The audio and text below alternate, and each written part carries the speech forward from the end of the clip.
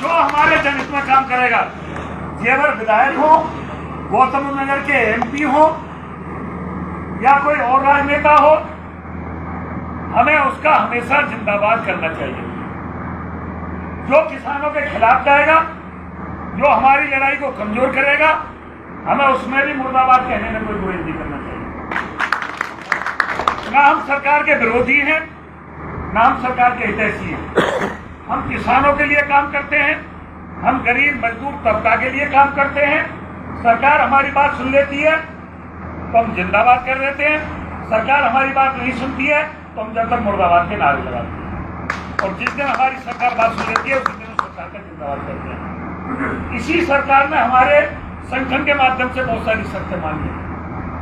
आज मेरे गांव पर ट्रामा सेंटर और 150 बेड का हॉस्पिटल हमारी डिमांड पर, हमारे मांगने से मंजूर कर दिया है। 2 डिग्री कॉलेज की मांग की थी जो जेवर में और ओखला में माननीय मुख्यमंत्री ने हमने ही अपने भले ही हमारे क्षेत्र में आज नहीं बन रही है क्योंकि हम जिला प्राधिकरण में महानगर में आ गए, वरना पूरे देश में आज जो घरौनी बन रही है उसकी मांग भी भारतीय किसान लोक शक्ति ने उठाई। लगातार 7 साल लड़ाई लड़ी, 7 साल के बाद हमें घरौनी पे कामयाब मिली। आज पूरे देश में घरौनी बन रही है, राष्ट्रीय स्तर पर काम हो रहा है, पूरे देश में काम हो रहा है। भले ही हम उससे वंचित रह गए, मेरा काम उससे वंचित रह गया क्योंकि हमें एक महानगर में घोषित कर दिए गए प्रधान और BDC, इसीलिए वहां से हटा ली गई ये महानगर। और ये कानून हमने गाँवों के लिए मांगा था, उस समय हम भी गाँव में ही थे, हमें भी ये जानकारी नहीं थी कि हम महानगर में आ जाएंगे। हमने आवाज ये उठाई थी खेतों की खतौनी की तर्ज पर गाँव में घरों की घरौनी बनाई जाए, और जो हमने देखा गाँव में घरों की घरौनी बनाई जाए तो उन्होंने गाँव के लिए ही कानून बना दिया, महानगर के लिए कानून नहीं बना।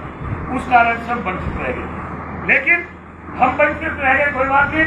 हमारे संपूर्ण हिंदुस्तानी जो गांव में अपने गांव के प्रवेश में रहते हैं, जिनमें अपने मकानों के कोई सरकारी दस्तावेज नहीं थे, आज उन सबको भारतीय किसान लोक शक्ति के अथक प्रयास से घरौनी का काम बन रहा है। ये पूरा जग जानता है कि भारतीय किसान लोक शक्ति ने राष्ट्रीय स्तर पर कानून बन रहा है। कोई संगठन नहीं आज तक देश में जिसमें राष्ट्रीय स्तर पर कोई कानून बन रहा है। हमारा संगठन ऐसा है जिसमें राष्ट्रीय स्तर पर कानून बन रहा है।